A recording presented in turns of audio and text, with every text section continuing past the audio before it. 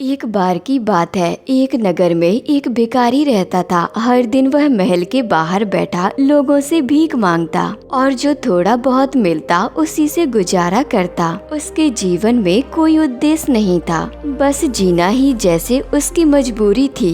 एक दिन नगर का राजा महल से बाहर निकला। वह कुछ पल रुका और भिखारी से पूछा, तू हर रोज यहाँ बैठा भीख क्यों मांगता है? क्या कभी सोचा है कि कुछ और किया जाए?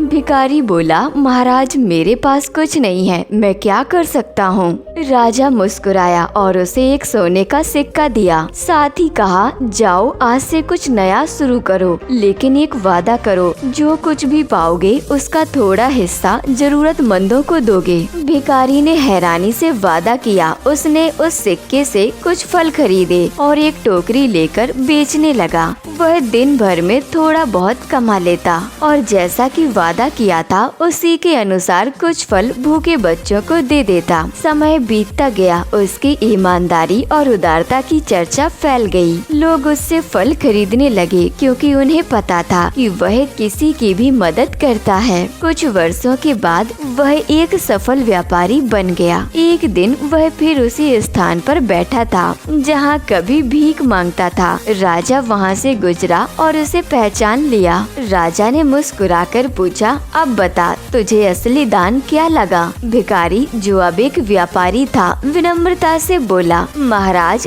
दान सिर्फ पैसा देना नहीं होता, यह तो सोच की बात है। जब मैंने देना शुरू किया तभी से मेरे जीवन में भराव आ गया। लेने वाला कभी संतुष्ट नहीं होता, लेकिन देने वाला हमेशा धन्य होता है। राजा अब संतुष्ट हुआ। वह जानता था कि उसने उस दिन सिर्फ एक सिक्का नहीं, एक सोच दी थी।